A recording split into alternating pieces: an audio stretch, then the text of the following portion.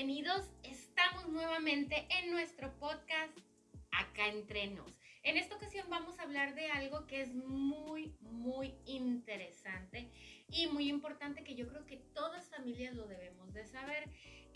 Hablaremos sobre la adicción, y que la adicción es una enfermedad, y es una enfermedad que es multifactorial.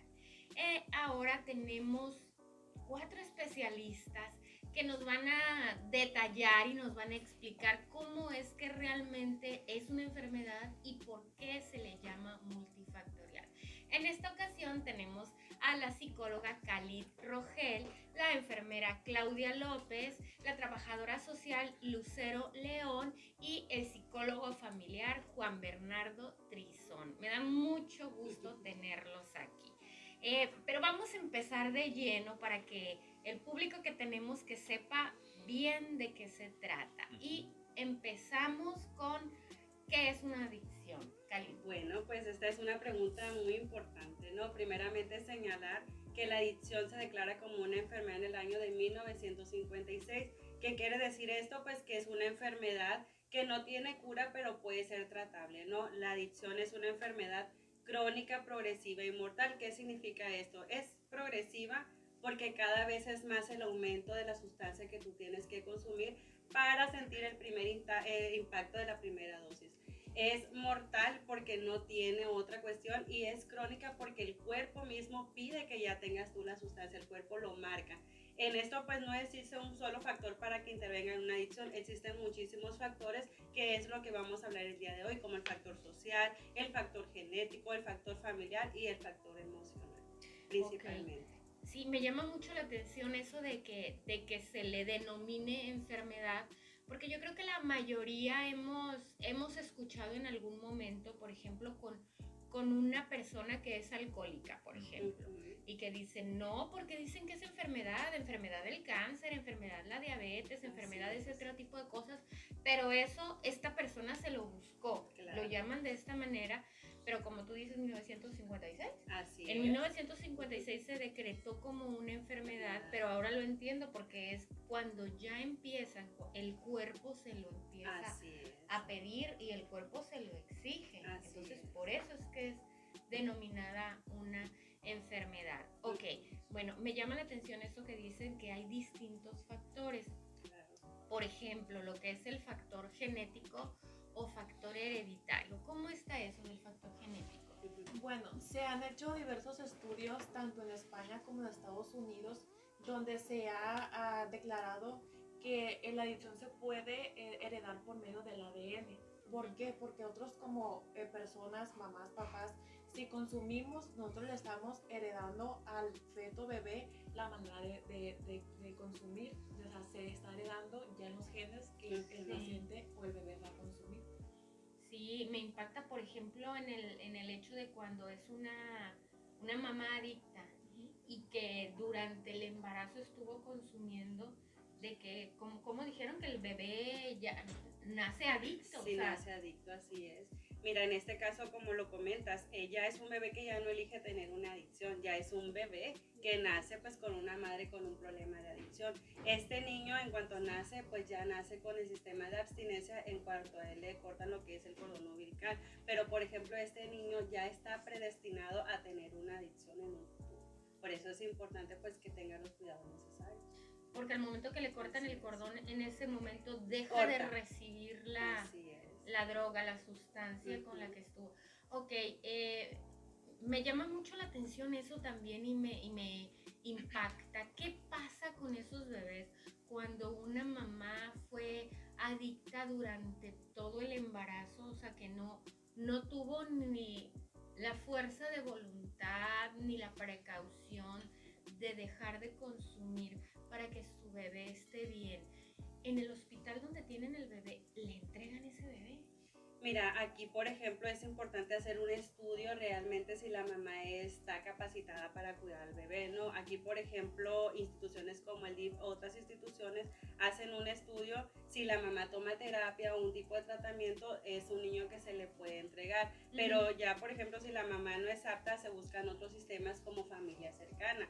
Si la mamá o la familia no son aptos, ya es un niño que pasa a un sistema gubernamental. que ya posteriormente pues se pueda en adopción en otras circunstancias. Y pues también aquí hay que hacer un hincapié de que el bebé, como ya es un adicto, pues él es más propenso a nacer con malformaciones congénitas, con trastornos mentales, y ahorita pues está también de moda el déficit de atención, que son las principales causas cuando la mamá pues consume alguna sustancia. Qué complicado. Así es. Ok, bueno, entonces esto en base a lo que es el factor genético o hereditario. Pero cuando estamos hablando del factor social, a mí eso me impacta porque yo que soy mamá y la mayoría de los que somos padres, cuando tenemos jóvenes adolescentes, pues debemos de confiar en nuestros hijos. Así es. Pero ¿qué pasa cuando les damos permiso en asistir a una fiesta y en esa fiesta, por ejemplo, un niño de 14, 15, y en esa fiesta hay otros jovencitos que realmente son niños y que dicen, no, pues es que mi amigo ya se está tomando una cerveza o se está tomando un tequila o está fumando, pues él también quiere ser parte de Permanecer. Ajá, entonces, ¿cómo está eso del factor social? Existen drogas legales y ilegales, donde los adolescentes experimentan y consumen diferentes drogas. Vamos a hablar un poquito de las drogas legales. Son aquellas que tienen efectos psicoactivos, que están permitidas y que a pesar de sus efectos pues no tienen algún problema con la ley.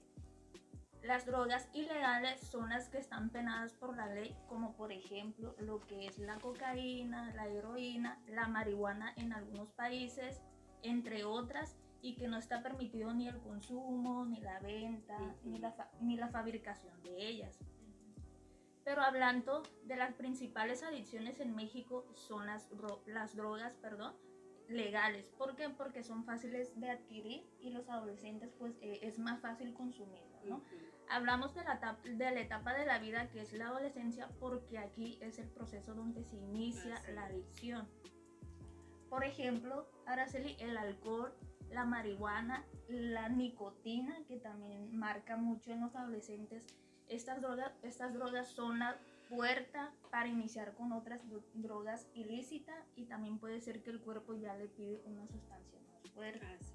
Porque ya no sienten lo que sentían al principio. Sí, se dice, por ejemplo, que la adicción, si a mí me gusta tomar el café, una adicción es 10 veces el placer que yo tengo de tomar café. Entonces no es una adicción cualquiera, es una adicción que ya es severa y por eso es crónica, porque tu cuerpo ya lo exige a tener esa reacción, a querer tener más sustancias. Por eso te digo, nunca se va a sentir el efecto de la primera dosis si no tienes que ir consumiendo otras drogas para tener el efecto que tuviste al principio.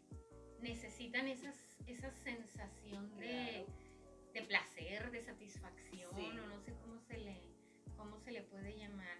Ok, aquí te digo, eso es lo que más me impacta cuando los jóvenes, por la necesidad de encajar, empiezan con esta situación, empiezan a consumir, pero ya llega un momento en que no se puede controlar.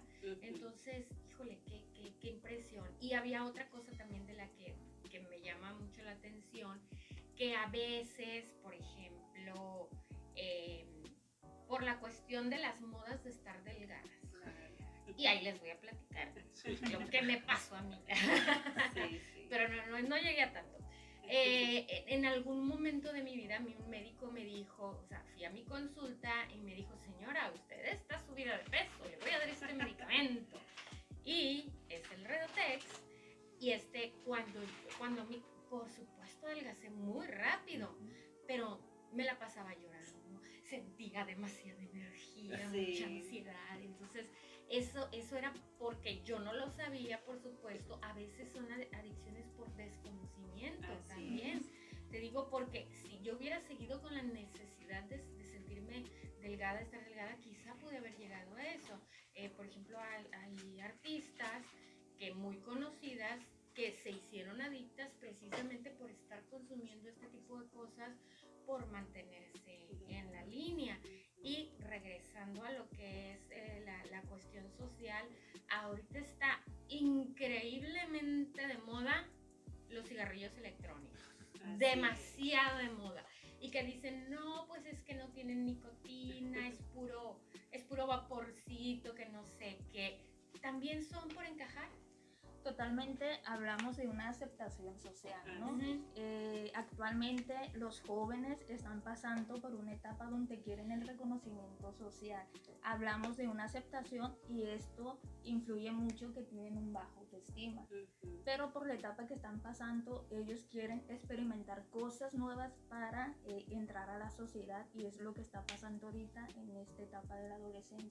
Así Se es. sienten grandes y creen que todas las pueden. Así Así es. Yo en esta etapa, Araceli, recomiendo mucho a los padres de familia estar en supervisión, ¿no? Porque esto es algo que ya está comprobado, es a tempranas edades donde ellos inician lo que es un consumo desde los 9, 10, 11, 12 años. Ellos ya tienen pues la primera entrada con lo que es una sustancia, ¿no? Impresionantemente pequeños. Así es, entonces como padres de familia es muy importante siempre estar atentos de qué hacen tus hijos, cuáles son las amistades y las actividades que ellos tienen el día con día. Y como lo comentaban ahorita, por ejemplo, lo de los cigarrillos electrónicos, casi todos los jóvenes lo consumen por la desinformación de no saber que eso te lleva a lo Ok, que es una adicción. pregunta directa. Ujú. ¿El cigarrillo electrónico es adictivo? Sí, es adictivo. Y todavía es más adictivo de lo que es un cigarrillo normal. Y es el doble de dañino para los pulmones que un cigarro normal. Ujú. Doble de dañino para los pulmones que un cigarro de nicotina. ¿También Así tiene es. nicotina o de qué son? Sí. Sabe, pero son de algo que sí son adictivos. Así Ok, es. bueno, otro de los factores, lo que es el factor familiar, ¿cómo es posible que la familia, que se supone que es el lugar de El núcleo. protección, donde uno debe de estar seguro, donde se debe de sentir apapachado, Así es. y repito, seguro, donde deben de estar seguros, ¿cómo es posible que el factor familiar pueda llevar a las adicciones?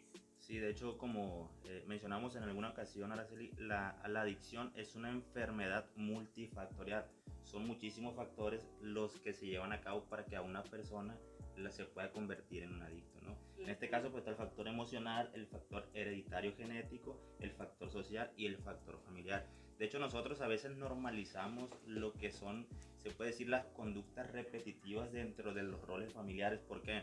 Si te das cuenta, bueno, hay una estadística que dice que el 36% del adicto inicia el consumo de alcohol en casa.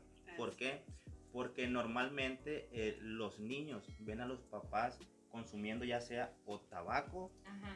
o lo que viene siendo el alcohol. ¿Por qué? Porque son las drogas legales. Para ellos es parte de la normalidad. Así Así es. De hecho, el ser humano aprende por mimética, ¿no? Ujú. ¿Qué es por mimética? Aprendemos viendo las conductas de los demás, las acciones de los demás y tendemos a repetir.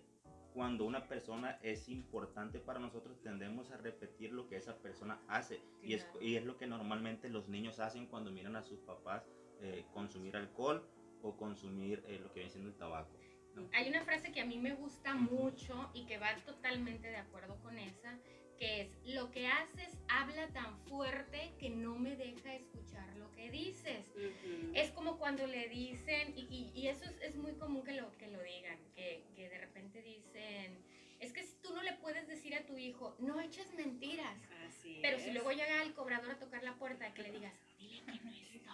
O sea, le estás enseñando Claro, que es sí. correcto Así es. decir mentiras, aunque de tu boca salga el no debes de mentir. Así es. Entonces, es básicamente lo mismo. Se ve como algo ya normal dentro del Ajá. hogar. Ujú. Exacto. No, fíjate que es impresionante y es impactante que la misma familia Sí. los vaya. De hecho, pues la verdad no me acuerdo cómo se llama, pero hay una actriz que yo creo que la mayoría conocemos, que es la que era la niña de E.T. ¿Recuerdan cómo Ujú. se llama? Pues no No sé, pero recuerdo, sí. pero- Pero sí se acuerdan quién es, la Ya sé niña quién de es. E.T. y que salió en Los Ángeles de Charlie y todo. Ujú. O sea, esta niña se hizo alcohólica a los 8 años. A los 8 años porque su mamá era alcohólica también. Ujú. Entonces, dices tú, bueno, la familia que te quiere, la familia que te protege, pero a veces la misma familia te hace daño. Así es. Así es. Ok, otro de los factores es el factor emocional. ¿Cómo las emociones te pueden llevar a caer en una adicción? Sí, aquí como lo comenta mi compañero Bernardo, después del tipo de crianza, puede caer lo que es una baja autoestima, ¿no? Cuando el padre tiene palabras de desaliento para su hijo, como no sirves para nada, o sea, ese tipo de palabras se van como quedando dentro en el interior. Entonces, cuando una persona tiene una baja autoestima, es muy propensa a tener una adicción.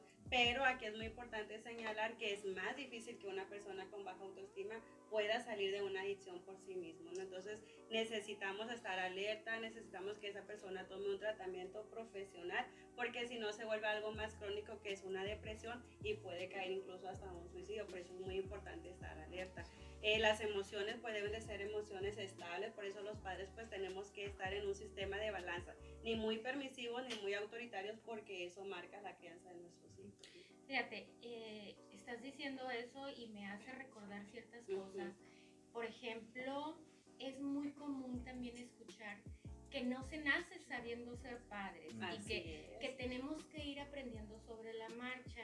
Y desgraciadamente hay muchos padres que equivocan el camino por querer formar a sus hijos en lugar de decirle, tú puedes, esto se debe de hacer así o esto es así.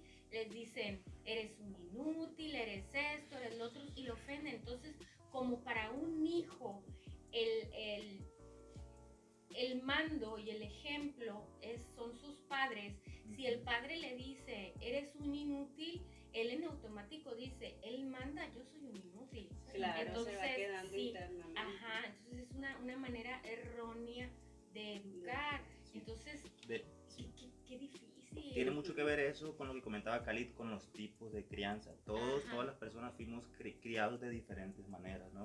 Por ejemplo, el tipo de crianza permisivo de parte de un papá hacia los niños es ese tipo de crianza en donde no tienen responsabilidades, en donde los padres no saben decir no saben poner un límite. Entonces, ¿qué es lo que sucede cuando un padre es demasiado permisivo con un hijo?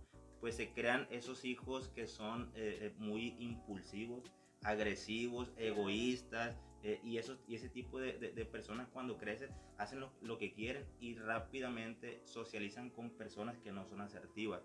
Por el contrario, vienen los tipos de crianza que son autoritarios. ¿Qué quiere decir el tipo de crianza autoritario? Que son papás que ponen reglas extremadamente estrictas y que no se pueden violar sin ningún tipo de consentimiento.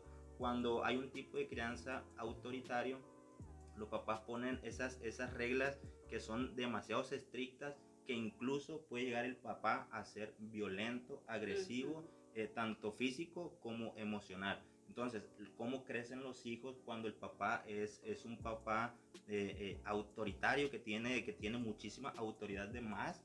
Quiere decir que los hijos crecen con muy baja autoestima, como comentaba Lucero, inseguros, con muchos temores. De hecho, esos hijos, las personas cuando crecen les resuelven la vida, ¿no? Entonces, ese tipo de hijos son los que normalmente buscan cuando crecen encajar en un grupo social. Ok, híjole, me quedo impactada. Ok, bueno, hablando de ya las personas cuando están dentro de una adicción, ya lo hemos platicado aquí y sé que sí hay una solución. Entonces, ustedes como clínica de rehabilitación, Comunidad de Sinaí y AP, ok, ¿cómo manejan esto? Una persona adicta llega sola, la lleva la familia, la llevan los amigos. ¿Cómo es este proceso? Ok, mira, nosotros hablamos de que la adicción es una enfermedad multifactorial. Esto quiere decir también que un internamiento pues necesita atender todas estas cuestiones, ¿no? La familia, Araceli, es familia muchas veces que no quiere aceptar este problema. O sea, el problema se tiene, pero es un problema que está al alcance de todos, la adicción. Entonces, pues es importante que conozcan información. Cuando nosotros recibimos a un paciente, pues primero llegan preguntando cuál es el tratamiento que nosotros ofrecemos. Nosotros somos una clínica de adicciones que ofrecemos un programa multifactorial. Existe trabajo social, existe el área terapéutica, el área operativa, el área médica y pues son áreas que intervienen directamente al tratamiento de un paciente. Aquí mis compañeras pueden explicar esta parte de qué es lo que nosotros hacemos en la clínica cuando un paciente llega a pedir el apoyo. Ok, llega el paciente y ¿qué es lo primero? Ok, Clínica Sinaí aceptamos pacientes voluntarios y pacientes que aún están negados a recibir la ayuda. Nada más que Clínica Comunidad de Sinaí trabajamos con la voluntad del paciente, que es la forma en donde ellos pueden cambiar su vida, ¿no? Así es. Lo principal es tener al paciente y a la familia. Necesitamos esa persona, ese familiar que se va a hacer responsable del paciente, y más que nada que cuando el paciente tenga su recuperación afuera, la familia también esté preparada para recibir al paciente. En este caso, la familia al momento de llegar se canaliza con el psicólogo familiar para que comiencen a trabajar, en este caso con la familia, y el tratamiento de Clínica Sinaí, pues enfocarnos también en el seguimiento del paciente. Ujú. Ok, entonces no trabajan únicamente con el paciente, sino No, con toda con la el familia, contexto con el familiar. entorno Así familiar. es. Oh, qué maravilla.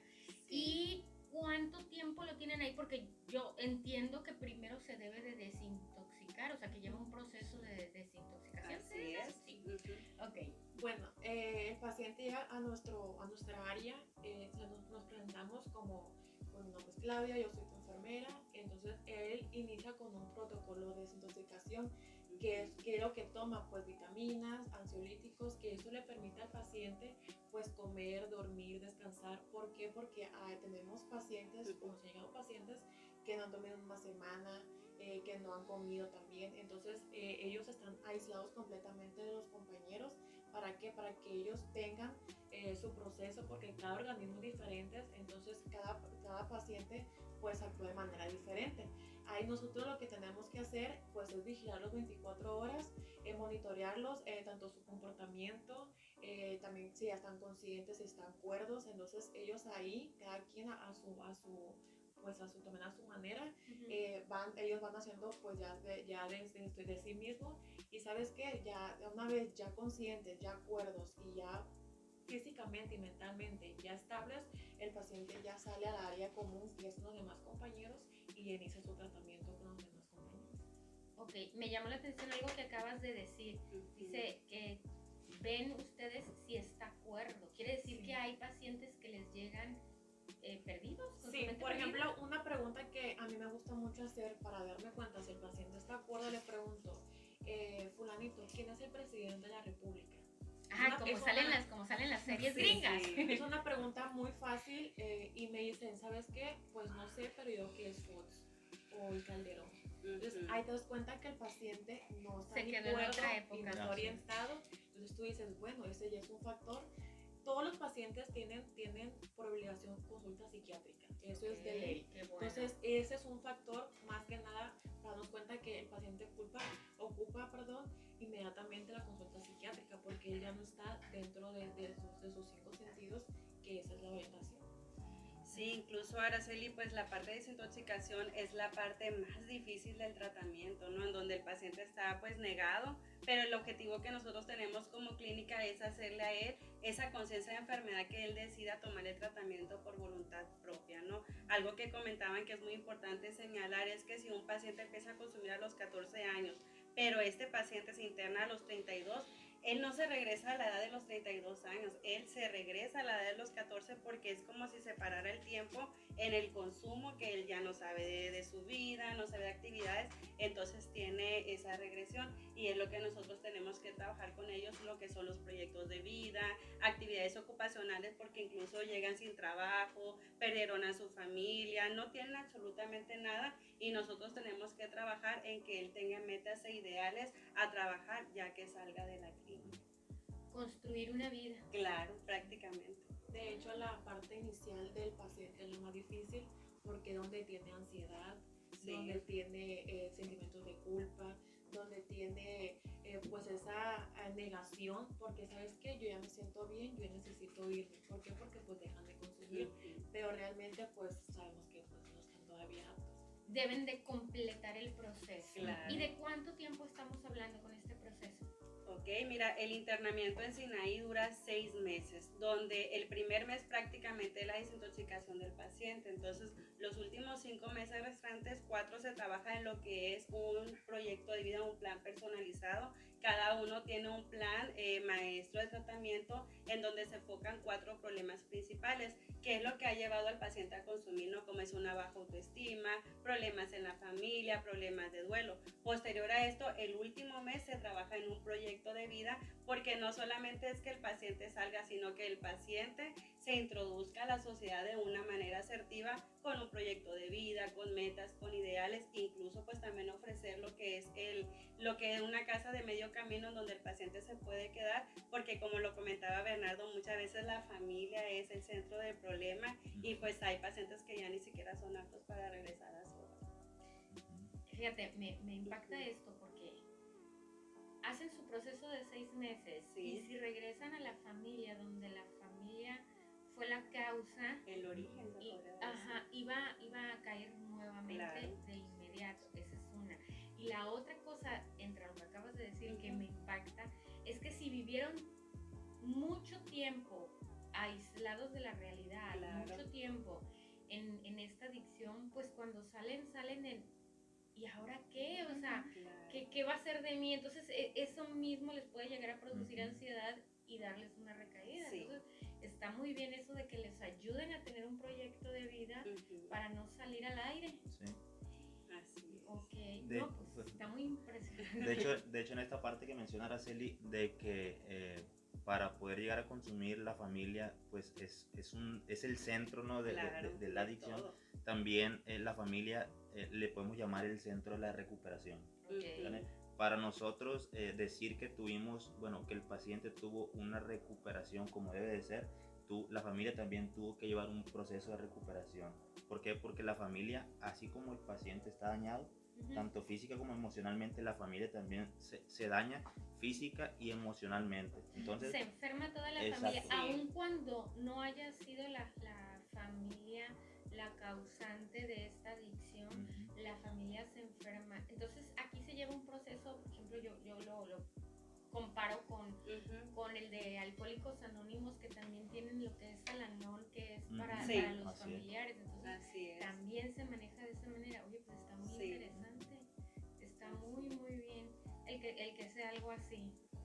Ok, bueno, pues mira, me encanta todo esto y me alienta, y yo creo que a las demás personas también, el saber que aun cuando el caer en una adicción es un proceso muy difícil y muy complicado, es bueno el saber que sí hay una manera de salir adelante, Así que es. sí hay, como lo hablamos en alguna ocasión, hay una luz al final del túnel. Claro. Entonces, vamos a cerrar con esta frase que tú me la diste. Bueno, ok, que está muy interesante y es precisamente hacia una persona con adicción. Y ahí les va, dice: cuando quieras salir de esta vida enloquecida, te será sumamente difícil y no podrás abandonarla solo. Será difícil comprender que se ha perdido la libertad de hacer lo que se quiere. Termina con la esclavitud de hacer lo que no se quiere.